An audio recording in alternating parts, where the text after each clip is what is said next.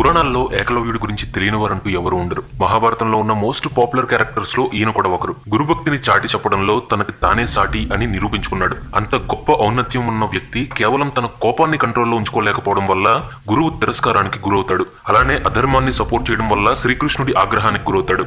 ఎన్నో బాధలు మరెన్నో అవమానాలు భరించి చివరికి మరో జన్మెత్తి తనని రిజెక్ట్ చేసిన గురువునే చంపుతాడు. అలాంటి ఏకలవ్యుడి జీవితానికి సంబంధించిన ఎన్నో రహస్యాల్ని ఈ వీడియోలో మనం తెలుసుకుందాం. The story of Ekalavya. ముందుగా ఆరిజిన్.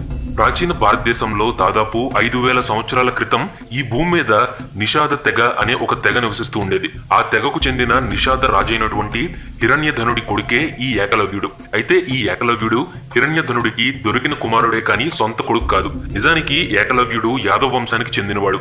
స్వయాన శ్రీకృష్ణుడికి సోదరుడు వరుసవుతాడు. ఎలాగంటే శ్రీకృష్ణుడి తండ్రి వాసుదేవునికి సహోదరి అయినటువంటి శృతదేవ కుమారుడే ఈ ఏకలవ్య. అయితే ఈ ఏకలవ్యుని పేరు మొదట్లో శత్రుఘ్నుడు అని ఉండేది. మహాభారత కాలంలో కొడుకు పుట్టినప్పుడు అతని జాతకం బాగాలేకపోయినా పుట్టగానే దుశ్శకునాలు కలిగిన అతన్ని కులభ్రష్టుడిగా భావించి అడవుల్లో వదిలిపెట్టేవారు. దుర్యోధనుడు పుట్టినప్పుడు కూడా ఇంచుమించు అలాంటి దుశ్శకునాలే కలిగాయి. అతన్ని కూడా కులభ్రష్టుడిగా భావించి అడవిలో వదిలేయమని పెద్దలు చెప్పినట్లు నన్నయ్య భారతంలో ఉంది. అయితే లేక లేక కలిగిన సంతానం కావడం చేత ధృతరాష్ట్రుడు ఆ పని చేయలేకపోయాడు. కానీ శృతదేవ మాత్రం ఏకలవ్యుణ్ణి అలా అడవిలో వదిలేయడం వల్ల హిరణ్యధనుడు అనే నిషాదరాజుకి దొరకడంతో అతను తన కుమారుడిలా పెంచుకోసాగాడు. సాధారణంగా ఒక ఎరుకల కుటుంబంలో పుట్టిన వారికి విలువిద్యలో ప్రవేశం ఉంటుంది. అలాగే ఏకలవ్యుడికి కూడా అందులో ప్రావీణ్యం సంపాదించాలి అనే కోరిక బలంగా ఉండేది. తాను ఎరుకల కుటుంబంలో పుట్టినప్పటికీ విలువిద్యలో అగ్రగణ్యుడిగా నిలవాలి అనుకున్నాడు. అంతేకాకుండా ముఖ్యంగా అడవిలో చిరుతలు జింకల్ని వేటాడడం చూసి వాటిని రక్షించేందుకు ఈ విలువిద్యని నేర్చుకోవాలి అనుకుంటాడు. తర్వాత ద్రోణాచార్యస్ రిజెక్షన్. ద్రోణాచార్యుడు అస్త్ర విద్యలో సాటి లేని వ్యక్తి. అందుకే భీష్ముడు కౌరవ పాండవులకు అస్త్ర విద్యలు నేర్పేందుకు ద్రోణాచార్యుడినే గురువుగా నియమిస్తాడు. గురువు అందరికీ సమానమే, కాకపోతే శిష్యులే అనేక రకాలుగా ఉంటారు. ద్రోణుడు అందరికీ విద్య నేర్పిస్తున్నప్పటికీ అర్జునుడు మాత్రం అందరికంటే ప్రత్యేకంగా ఉండేవాడు. విలు విద్యలో సాటి లేని ప్రతిభను చూపించేవాడు. దాంతో అర్జునుడి మీద ద్రోణుడికి చెప్పలేనంత ప్రేమ ఉండేది. అందుకే అర్జునుడిని తన ప్రియ శిష్యుడిగా భావించి ఎన్నో కిటుకుల్ని నేర్పించాడు. వాస్తవానికి ద్రోణాచార్యుడు రాజకుటుంబానికి చెందిన గురువు. ఆ రోజుల్లో రాయల్ ఫ్యామిలీస్ లో ఒక రూల్ ఉండేది. దాని ప్రకారం విలువిద్యని కేవలం రాయల్ ఫ్యామిలీస్ కి మాత్రమే బోధించేవారు. అలాగే మిగతా వారికి ఈ విలువిద్యల్ని బోధించకూడదు అనే నియమం కూడా ఉండేది. రాజవంశస్థుల భద్రత కోసం మరెవ్వరిని రాకుమారుల వలె శక్తివంతం చేయకూడదు అని భావించేవారు. తర్వాత ఏకలవ్యాస్ సెల్ఫ్ ట్రైనింగ్. ఏకలవ్యుడు నిషాదులింట పెరగడంతో కుల దూషణకు కుల వివక్షతకు గురయ్యాడు. ఎన్నో అవమానాలు చీత్కారాలు భరించాడు. ఈ క్రమంలోనే ద్రోణుడు అతన్ని దూరంగా ఉంచడానికి కారణం కూడా అతని కులమే. మొదటి నుండి ఏకలవ్య తన మనసులో ద్రోణాచార్యుణ్ణి మాత్రమే తన గురువుగా ఊహించుకుంటూ వచ్చాడు. దీంతో ద్రోణుడు తిరస్కరించడంతో ఏమీ బాధపడలేదు. బంకమట్టితో అతడి విగ్రహాన్ని తయారు చేశాడు. ఆ ప్రతిమనే గురువుగా భావించి విలువిద్య నేర్చుకున్న గొప్ప వీరుడు ఈ ఏకలవ్యుడు. అలా తయారు చేసిన గురుదేవుని విగ్రహం ఎదుట సొంతంగానే విలువిద్యని ప్రాక్టీస్ చేయడం మొదలుపెట్టాడు. డెడికేషన్ అండ్ హార్డ్ వర్క్ తో ప్రాక్టీస్ చేసి విలువిద్యలో గొప్ప నైపుణ్యాన్ని సంపాదించాడు. అదెంతలా అంటే అర్జునుడితో సమానంగా నైపుణ్యాన్ని సంపాదించాడు. ఏకలవ్యునికి విలువిద్యలో ఉన్న నైపుణ్యం ఎలాంటిదంటే కళ్ళతో చూడకుండా కేవలం శబ్దాన్ని బట్టి బాణాన్ని ప్రయోగిస్తాడు. నిజానికి విలువిద్యలో కంటితో చూస్తూ వేసిన వారికే ఎన్నోసార్లు గురి తప్పుతూ ఉంటుంది. కానీ ఏకలవ్యుడు శబ్దవేది విద్యలో ఆరితేరి ఉండడంతో అతనికి ఎప్పుడూ కూడా గురి తప్పదు. తర్వాత గురుదక్షిణ. ఒక సందర్భంలో ద్రోణుడు తన ప్రియ శిష్యునితో కలిసి వేటకెళ్తాడు. అడవిలో కొంత దూరం వెళ్లిన తర్వాత వారి వెంట వస్తున్న కుక్క అరుస్తుంది. కొంత దూరంలో విచిత్ర వేషధారణతో ఉన్న ఏకలవ్యుణ్ణి చూసి కుక్క మొరగడం మొదలు పెడుతుంది. అలా అరుపు వినిపించిందో లేదో ఎవరూ ఏమిటి అని చూడకుండానే శబ్దవేది విద్యలో ఆరితేరిన వాడు కావడంతో ఆ కుక్క మొరిగిన దిశగా బాణం వేస్తాడు ఏకలవ్యుడు. అది కూడా మళ్లీ మొరగడానికి వీల్లేని విధంగా ఆ కుక్క నోటి లోపలికి 7 బాణాల్ని వదులుతాడు. వెంటనే కుక్క ములుగుతూ పడిపోవడంతో ఏకలవ్యుడు అటుగా వస్తాడు. అది అర్జునుడు గమనిస్తాడు. అప్పుడు అర్జునుడు ఇతని గురించి విచారించగా ఈయన పేరు ఏకలవ్యుడు అని, విలువిద్యలో బాగా ఆరితేరిన వాడు అని తెలుసుకుంటాడు. ఈ విషయాన్ని ఆ రోజు రాత్రి తన గురువైన ద్రోణాచార్యుడితో చెప్తాడు. ఇక్కడ నాకంటే బాగా విలువిద్య చేసేవారు ఒకరున్నారు అని చెప్తాడు. వెంటనే మరుసటి రోజు ఏకలవ్యుడిని చూడడానికి బయలుదేరతారు ద్రోణుడు మరియు అర్జునుడు. ఎదురుగా తన గురువు కనిపించడంతో పట్టరాని సంతోషానికి గురవుతాడు ఏకలవ్యుడు. ఏకలవ్యుడి విలువిద్య చాతుర్యానికి ద్రోణుడు మనసులోనే ముగ్ధుడవుతాడు. కానీ అర్జునుడికి మాత్రం ఎక్కడలేని కోపం దుఃఖం పొంగుకొస్తాయి. తనని విలువిద్యలో అందరికంటే ప్రతిభావంతుడిగా తయారు చేస్తానని మాట ఇచ్చి ఇప్పుడు మాట తప్పారేమో అనిపిస్తుంది. ఎందుకంటే అక్కడ గురువు గారి విగ్రహం కూడా ఉంటుంది.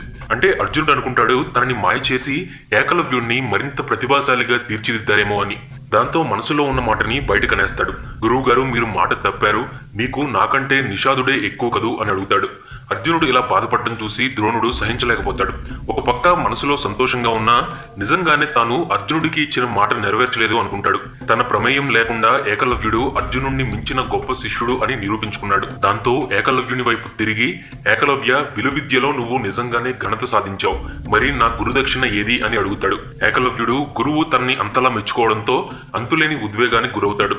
కన్నీళ్లతో కాళ్ల మీద పడి, కోరుకోండి, నేను ఇవ్వగలిగింది ఏదైనా సరే సంతోషంగా ఇస్తాను అంటాడు. అప్పుడు ద్రోణుడు, నీ కుడి చేతి బొటనవేలు ఇస్తావా అని అడుగుతాడు.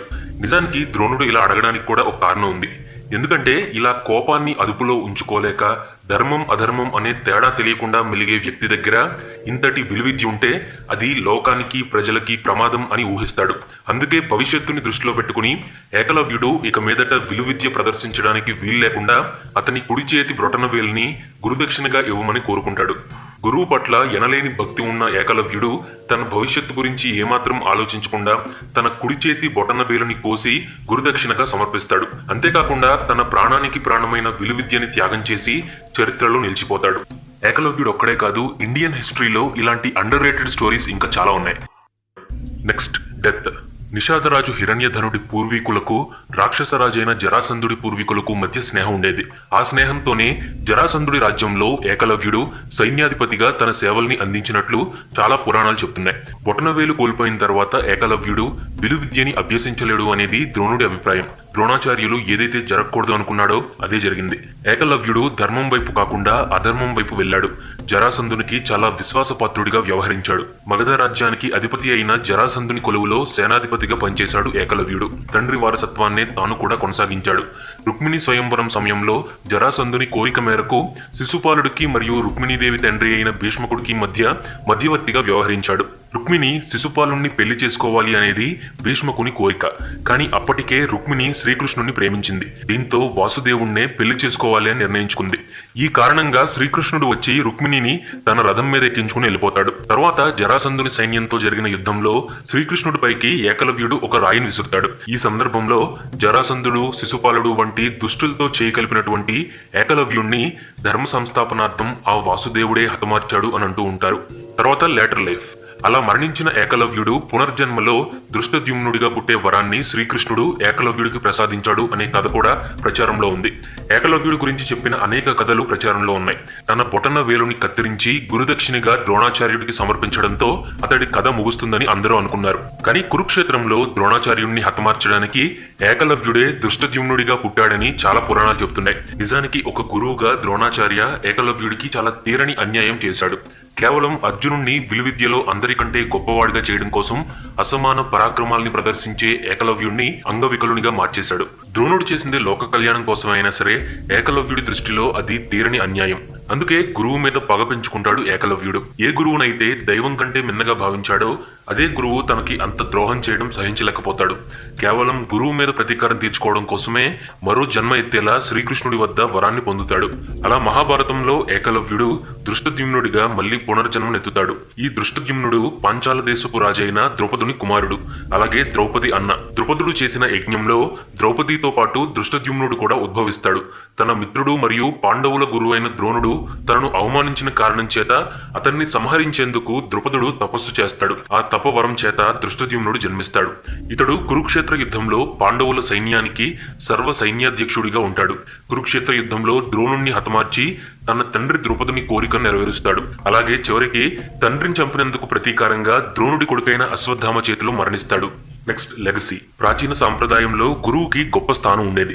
అలాంటి గురు శిష్యుల అనుబంధాన్ని తెలియజేస్తూ గురుభక్తికి గొప్ప అర్థం చెప్పే ఏకలవ్యుణ్ణి మన దేశం ఎప్పటికీ మర్చిపోలేదు. అందుకే తరతరాలుగా గుర్తుండిపోయేలా ఏకలవ్యుడికి సంబంధించిన కొన్ని లెగసీస్ మనకి అందించింది. భారతదేశంలోని హర్యానా రాష్ట్రంలోని గురుగ్రామ్ నగరంలో ఉన్న సెక్టార్ 37లోని ఖండ్సా అనే గ్రామంలో ఏకలవ్య గౌరవార్థం ఏకలవ్య ఆలయం ఉంది. ఇది ఏకలవ్యునికి చెందిన ఏకైక ఆలయం. ఏకలవ్యుడు తన బొటనవేలును కత్తిరించి గురుదక్షిణగా ద్రోణుడికి సమర్పించిన ప్రదేశం కూడా ఇదే. అలాగే ఏకలవ్య గౌరవార్థం భారత ప్రభుత్వం ఇండియన్ ట్రైబ్స్ కోసం Ekalavya model residential school EMRS అనే స్కూల్ ని స్థాపించింది. ఇక క్రీడల్లో అత్యుత్తమ ప్రతిభను కనబరిచినందుకు కర్ణాటక ప్రభుత్వం ఏకలవ్య అవార్డును కూడా అందిస్తోంది. ఆగ్రాలోని తాజ్ నగరంలో ఏకలవ్య గౌరవార్థం సదర్ బజార్ లో ఏకలవ్య స్పోర్ట్స్ స్టేడియం అనే ఒక పెద్ద స్టేడియం ని కూడా నిర్మించారు. చివరగా మోరల్, తల్లిదండ్రులు మనకు జీవితాన్ని ఇస్తే గురువులు ఆ జీవితాన్ని ఎలా జీవించాలో తెలియజేస్తారు, జీవితానికి ఒక మార్గాన్ని చూపిస్తారు. అందుకే ఏ గురువుకైనా తన శిష్యుడికి జ్ఞానాన్ని అందించినప్పుడు కంటే అతను విజయాన్ని సాధించినప్పుడే అసలైన సంతృప్తి కలుగుతుంది. గురువు సంతోషం ఎప్పుడూ విద్యార్థి విజయంలో ఉంటుంది. అలాంటి గురువు పట్ల గౌరవంతోనూ అంకిత భావంతోనూ మెలగాలి. ఈ కథలో ద్రోణాచార్యుడు ఒక స్వార్థపూరిత వ్యక్తిగా వ్యవహరించినప్పటికీ ఏకలవ్యుడు మాత్రం తనకి తానుగా విద్యను నేర్చుకుని దానిలో నైపుణ్యాన్ని సంపాదించుకుని ద్రోణాచార్యుని స్వార్థ ప్రయోజనాల కోసం దాన్ని వదులుకుంటాడు. అసలు ఈ సంఘటన లేకుంటే ఏకలవ్య గురించి ఎవరికి తెలుసుండేది కాదు. బయటకి ద్రోణాచార్యుడు ఏకలవ్యకు అన్యాయం చేసినట్లు అనిపించినా నిజానికి ద్రోణాచార్యుడు అతనిని శిష్యత్వానికి ప్రతిరూపంగా తీర్చిదిద్దాడు. ఇక ఏకలవ్యుణ్ణి బొటనవేలు గురుదక్షిణగా అడగడం ద్వారా ద్రోణాచార్యుడు అతనికి అమరత్వాన్ని అనుగ్రహించాడు. కాబట్టి ప్రజలు గురుభక్తి గురించి ఆలోచించినప్పుడు ఏకలవ్య గురించి ఆలోచిస్తారే తప్ప అర్జునుడి గురించి కాదు. ఈ ఏకలవ్య స్టోరీ జీవితంలో మనం ఏదైనా ఒక విషయాన్ని గురించి డెడికేషన్ తో నేర్చుకునేలా ఇన్స్పిరేషన్ ఇస్తుంది. యు క్రియేట్ యువర్ సెల్ఫ్ అనేది ఏకలవ్యుని మోటో. అంతేకాకుండా you are the creator of your own destiny అని ఈ ఏకలవ్య ప్రూవ్ చేశారు. సో ఫ్రెండ్స్, ఈ స్టోరీ విన్న తర్వాత మీకేమనిపించిందో కింద కామెంట్ చేయండి. అలాగే వీడియో నచ్చితే మీ ఫ్రెండ్స్ అండ్ ఫ్యామిలీతో తప్పకుండా షేర్ చేసుకోండి. Thanks for watching.